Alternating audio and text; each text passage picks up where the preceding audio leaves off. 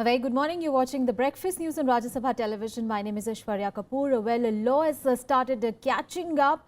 Vijay Mallya was yesterday arrested in London, though he was granted bail. Now CBI is sending teams to the UK to help his extradition to India. Well, that is our top focus this morning. That and much more in this bulletin. Let us start with the headlines.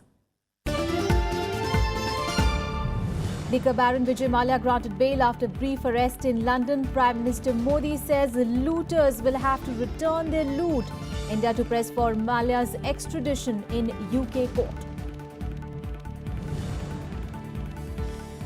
AIADMK warring factions set to join hands. EPS and OPS camps to reach agreement. General Secretary Sasikala and TTV Dinakaran to be ousted from the party. Donald Trump moves to tighten US visa policy, signs executive order to review H-1B visa program. Australia too cancel its visa program for foreign workers. Indian firms to get hit, more Indians look to come back. And UK Prime Minister Theresa May calls a snap general election on 8th of June. Says Britain needs stability and strong leadership after EU referendum.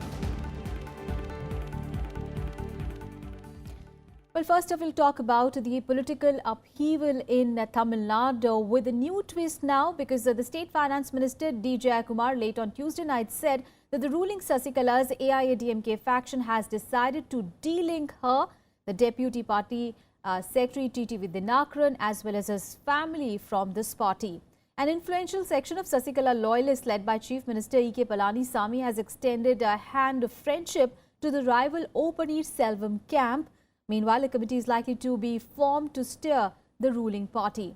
The development came on a day when Selvam made merger talks between the two camps conditional to the ouster of V.K. Sasikala and her nephew TTV Dinakaran. With this announcement, there are now 3 factions in Tamil Nadu headed by Chief Minister Palanisamy, former Chief Minister O. Selvam and Sasikala's close aide and AIADMK's Deputy Secretary TTV Dinakaran. In the Tamil Nadu Assembly, now Sasikala faction enjoyed her faction had the support of 122 MLAs and Selvam had 12. However, with these present developments, the present tally is not clear. Sit and decided entire according to the views of the basic party men, all district secretaries, all headquarters secretaries, all MLAs, all ministers. Their all intention is to delink the TTV Dinakaran's family. That only I already previously told my in interview. So that we will form a committee. Committee will run the party. Any extent to remain in power, which is not in the interest of the state. The state has already gone down. Well, that is one big story that we'll keep tracking through the day, how the party will ensure that Sasikala and TTV Dinakaran are going to be sidelined. We'll keep tracking all those developments. Meanwhile, a fugitive liquor baron Vijay Mallya was given bail by a metropolitan court after he was arrested in London on Tuesday by the Scotland Yard. Mallya was arrested on an extradition warrant following a request from the authorities in India. The businessman faces charges of defaulting on loans worth crores here. The centre had revoked Mallya's Indian passport last year. Now, according to sources, Mallya is expected to surrender the revoked travel document and is also forbidden from possessing any international travel documents. Vijay Mallya has also been directed by the court that he remain in contact with the UK authorities with his mobile phone accessible at all times.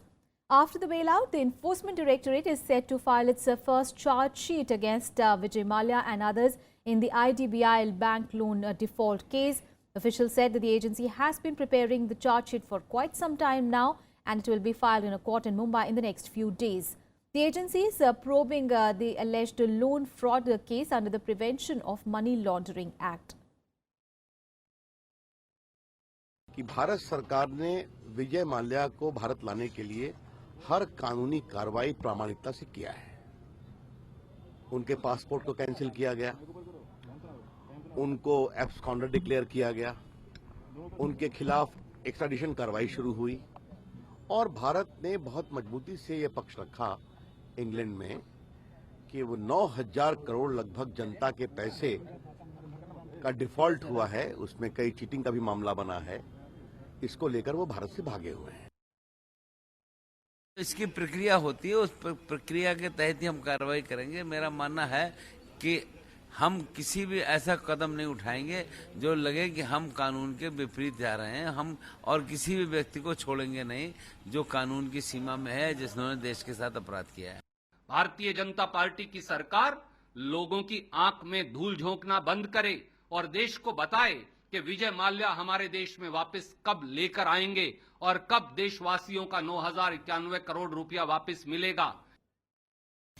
Meanwhile, on a day when businessman Vijay Mallya was arrested by the Scotland Yard in London and released on bail, Prime Minister Narendra Modi criticized those who looted the poor and middle classes, saying that they will have to return what they have looted. Well, Modi was responding to a tweet by a follower who wrote that corruption not only robs us of our hard-earned money, but also of our dignity. Mallya, who has been declared a proclaimed offender, was arrested in London by Scotland Yard on India's request for his extradition in a loan default case. The senior officials described Mallya's arrest as the first salvo in the case, which will now involve a legal process in the UK to determine if he can be extradited to India to face charges in Indian courts. On to some other news, well, a union cabinet is likely to take a call on procuring paper trail machines for the Election Commission, which wants to use them in all polling stations in the next Lok Sabha elections. Procurement of VVPAT unit listed in today's today in one of the agenda for the union cabinet to meet, but it is not clear whether the cabinet would grant the entire 3,174 crore rupees or go for installments in order to cover all the polling stations in the 2019 Lok Sabha elections. For EVMs, the cabinet has so far cleared 2 tranches of the 1,009 crore rupees and 9,200 for the commission to buy new voting machines. The Election Commission has given at least 11 reminders to the government seeking funds for the VVPAT machines.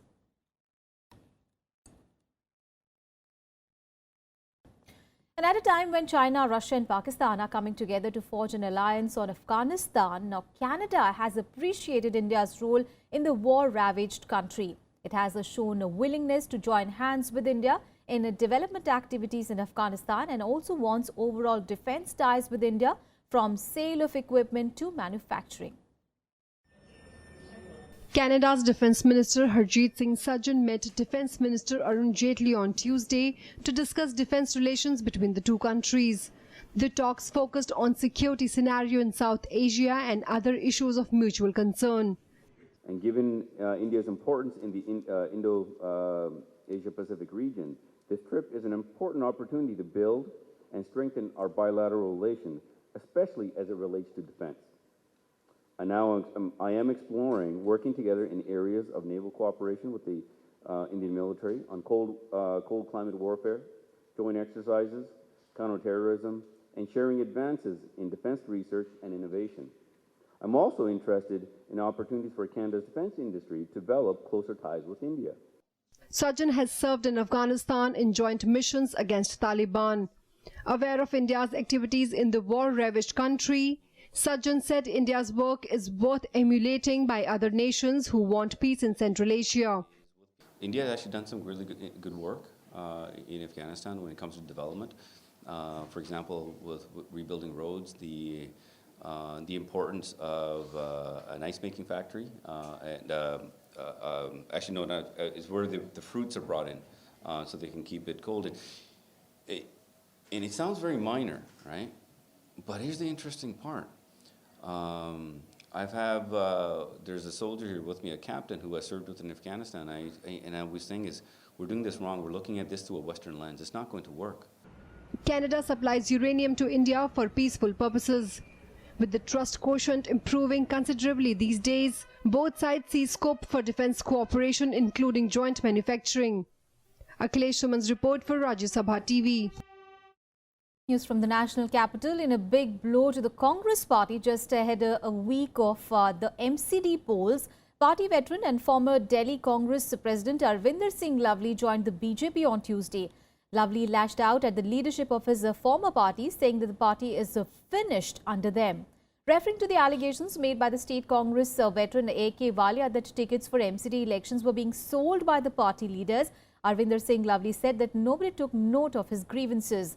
Now, one of the key ministers in Sheila Dikshit government saying held important portfolios such as education, tourism, urban development and transport. Along with Lovely, Delhi Youth Congress President Amit Malik also joined the BJP after meeting Amit Shah.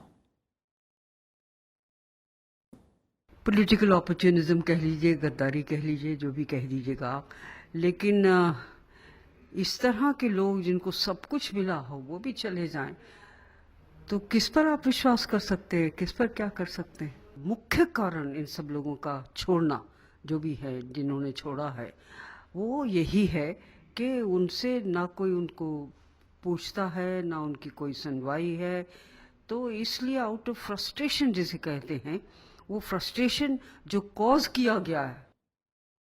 Let's move on in the bulletin. The Supreme Court on Tuesday pulled up the army, asking why it has maintained silence over the allegations of rape and murders against its personnel in Manipur. The court was hearing a PIL seeking probe and compensation in the alleged 1,528 extrajudicial killings in Manipur from 2000 to 2012 by the security forces and police.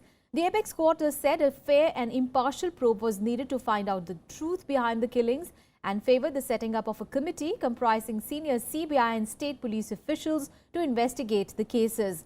Now, referring to the allegation of rape against two army personnel, the court also pulled up the state government for not proceeding with the case against them. The court asked the Manipur government whether it was a sheer helplessness on their part or a tacit understanding for not taking any action. Centre has opposed such an inquiry, saying that there should be no judicial interference in the functioning of the army. However, the court cited Bangladesh's prosecution of war criminals for atrocities committed in 1971 and said that the government should not shy away from punishing the culprits accused of killing innocent people in the last 3 decades. Finance Minister Arun Jaitley today will depart for a 5-day visit to the United States. He is going to participate in the spring meetings of the World Bank and International Monetary Fund. Economic Affairs Secretary Shaktikanta Das, the Chief Economic Advisor Arvind Subramaniam and a team of RBI officials led by RBI Governor Urjit Patel are in the delegation that will be travelling with Finance Minister. Upon their arrival, the Finance Minister will be briefed by the Executive Director of the World Bank and the Executive Director of the IMF. He is also expected to hold a meeting with the editorial board of Washington Post, followed by an official dinner hosted by the Heritage Foundation. Arun Jaitley and Urjit Patel will participate in the G20 meeting on financial sector development and regulations and other issues on 21st of April. During his stay, Jaitley is expected to hold meetings with American CEOs and institutional and pension fund investors, where he will pitch India as a favourable investment destination. And back home, the Income Tax Department has detected over 540 crore rupees black money as a part of its nationwide operations to check tax evasion. This comes after 15 days of closure of the Pradhan Mantri Garib Kalyan Yojana, which is the black money window closes on 31st of March. Multiple search and survey operations were conducted by the department on the entry operators, shell firms, government officials, real estate pairs and other sectors. Now, as per the official data compiled till 15th of April this year, the IT department has carried over 250 search and survey operations where the taxman has raided at least 300 shell firms. The government had brought the first black money declaration window in 2015 for people who held illegal assets abroad, followed by the income declaration scheme last year, where individuals and entities could declare their domestic black funds. And this one is the third black money window declaration. The Yojana was brought in by the government in order to check hidden money in the wake of demonetization. In Breakfast News, we'll take a very short break. We'll be back with lots more. Stay tuned.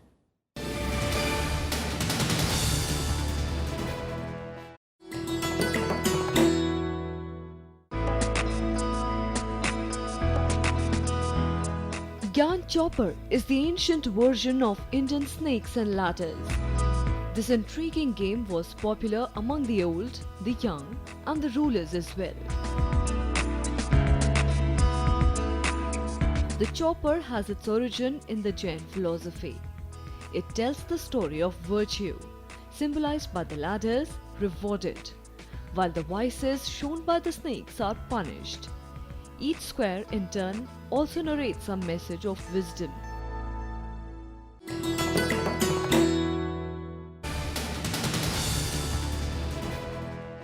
Thanks for staying with us. The latest report by the government has estimated that India's skewed sex ratio will decline further in the coming years. Quoting data from the census and the World Bank, a report titled Youth by the Ministry of Statistics and Program Implementation said that the sex ratio has been consistently decreasing since 1991. The reduction is found to be much more than that of overall population. It has come down to 939 in 2011 from 961 in 1971 and is projected to decline further to 904 in 2021 and to 898 by 2031. But the projection is based on a very low sex ratio of birth in India. The number of girls born for 1,000 boys was 914 in 2011 and is projected to fall further in the coming decades. Bringing good cheer for the farming community, the Indian Met Department on Tuesday said that the southwest monsoon will be normal this year. The Weather Department predicted good distribution of rainfall across the country. The country will reportedly receive 96% of long period average. Parts of India continue to reel under intense heat wave as temperatures crossed 40 degrees Celsius on Tuesday as well. Hot conditions prevail in the national capital with the mercury touching 42 degrees Celsius mark on in some parts of the city. Now, the Met Department has warned of heat wave-like conditions in all districts of Telangana on Tuesday and Wednesday as well. Western Nagpur city also saw a temperature of 43 degrees Celsius on Monday, forcing people to stay indoors. The city will continue to witness above normal temperatures for the next 2 to 3 days as well. खेती के हिसाब से जैसा 2016 रहा है, अच्छा रहा है खेती के लिए, उसी तरह का सिचुएशन 2017 में भी बन के बरकरार रहने का पूरा संभावना है। पिछले साल भी 97% की बारिश हुई थी, इस बार भी 96% प्लस माइनस 5% के हिसाब से होने की आकलन अभी किया गया है। इसकी अपडेट दिया जाएगा जून फर्स्ट वीक में। For more news from across the country, let's go nationwide. Supreme Court is likely to pronounce its verdict today on a plea seeking restoration of conspiracy charges against senior BJP leaders, including L.K. Advani, Murli Manohar Joshi and Uma Bharti in the Babri Masjid demolition case. A bench comprising Justices P.C. Ghosh and R.F. Nariman is scheduled to pronounce the judgment today. Meanwhile, there were 2 sets of cases relating to the demolition of the disputed structure on 7th of December 1992. President Pranab Mukherjee has agreed to a parliamentary panel's recommendation to make Hindi compulsory till class 10 in CBSE-affiliated schools and Kendriya Vidyalayas. The HRD ministry has also been instructed to form a policy in consultation with the state governments to make the language compulsory. A recent report of the parliamentary panel on telecom has suggested that call drops should be brought under the purview of the Consumer Protection Act. If adopted, a telecom user will then be able to take service providers to a consumer court for poor service. Telecom Minister Manoj Sinha, however, claimed that the number of call drops in the recent months has fallen by 60%. On to the big international story now. US President Donald Trump has signed an executive order to review the H-1 visa program that is used to place foreign workers in high-skilled US jobs. He signed the so-called Buy America, Hire America order on a visit to a tool factory in the US state of Wisconsin. The order directs the agencies to enforce government rules on excluding foreign contractors from bids for government projects. The order is aimed at fulfilling Trump's America First campaign promises. The order means that Indian tech companies are likely to be affected with their expansive visa applications curtailed. with fewer applications getting through rigorous and grueling visa program now. This election, the American people voted to end the theft of American prosperity. They voted to bring back their jobs and to bring back their dreams into our country. That's why I'm here today. In just a few moments, I will be signing a Buy American and Hire American executive order. You haven't heard about that in a long time in this country. With this action, we are sending a powerful signal to the world. We're going to defend our workers, protect our jobs, and finally, put America first. And it is not just the United States that is changing its visa rules. On Tuesday, Australia also scrapped its visa policy for foreign workers. Australian Prime Minister Malcolm Turnbull announced the move to scrap visa policy 457 with an aim to ensure jobs for their citizens.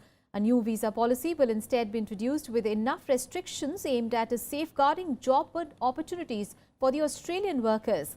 Now, reacting to Australia's announcement of abolishing its visa policy for foreign workers, the Ministry of External Affairs on Tuesday said it will look into the matter and examine the consequences of the abolition of the visa program called 457. The MEA added that the matter will be looked at, keeping in context the ongoing CECA negotiations. The 457 visa is abolished. It will be replaced by a new system that will be manifestly, rigorously, resolutely conducted in the national interest to put Australians and Australian jobs first. That's our commitment. Australian jobs, Australian values. So we're bringing the 457 visa class to an end. It's lost its credibility. We will replace it with two new temporary skills visas. Big story coming in from the UK. Well, Prime Minister Theresa May has called for a snap general election on 8th of June. While announcing her decision, May said that Britain needed certainty, stability and strong leadership following the EU referendum. May said that the government had the right plan for negotiating the terms of Britain's exit from the European Union and that she needed political unity in London. There will be a vote in the House of Commons today to approve the election plan.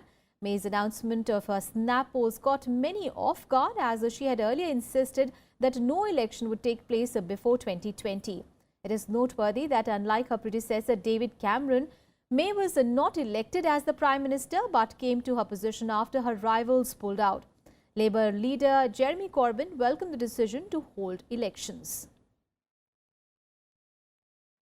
If we do not hold a general election now, their political game playing will continue, and the negotiations with the European Union will reach their most difficult stage in the run-up to the next scheduled election.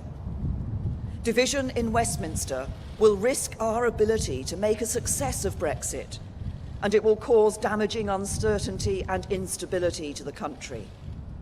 So we need a general election, and we need one now, because we have at this moment a one-off chance to get this done while the European Union agrees its negotiating position and before the detailed talks begin. Our Prime Minister has chosen what we believe the path that is going to be the most damaging to the British economy and therefore the most damaging to British families. We believe the United Kingdom should stay in the customs union, should stay in the single market, and that is the main issue that we will campaign on in this general election. All right, let's get you some more international news. Here is the World Wrap. Mexico's economy minister on Tuesday said that the sweeping trade deal for the Pacific region known as the TPP might get implemented by making adjustments to its text.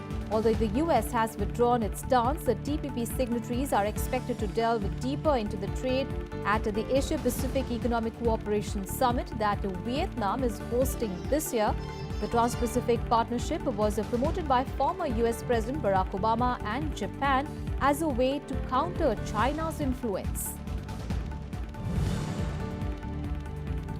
US Vice President Mike Pence met with Japan's Deputy Prime Minister Taro Aso in Tokyo on Tuesday for talks on enhancing economic and commercial relations.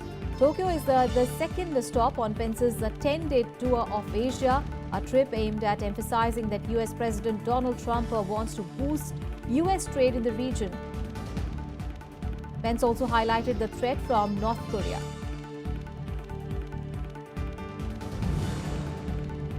Indonesia's capital Jakarta is all set for the second round of a fiercely contested administrative elections.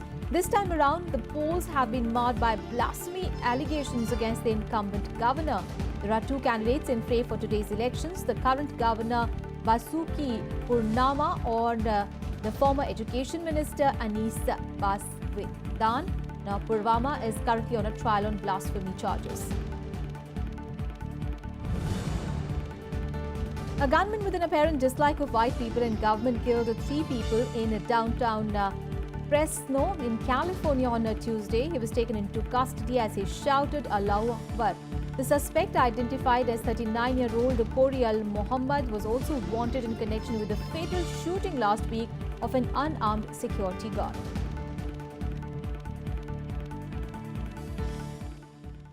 On to sports now. Well, India's cricket governing body BCCI rejected a tainted pacer S. Sreesant's plea for a review of his life ban, saying that it will not compromise on its zero-tolerance policy towards corruption. The Kerala High Court has directed the central government and the BCCI to file their counter-affidavits on the petition filed by the pacer, who is seeking a direction to play for a Scottish club. BCCI told the court that a criminal court exonerating Sreesant of spot-fixing charges was not enough to lift the lifetime ban on him. The BCCI's disciplinary committee, headed by the present Union Finance Minister Arun Jaitley, had slapped the life ban on Sreesant in September 2013. A Delhi Sessions Court had exonerated Sreesant in the spot-fixing case in July 2015. And finally, some IPL news. Royal Challengers Bangalore defeated the Gujarat Lions by 21 runs in the IPL match on Tuesday, ending their 3-match losing streak. Batting first, the Bangalore side put up a massive total of 213 for 2, thanks to blistering half-centuries from Chris Gale and captain Virat Kohli.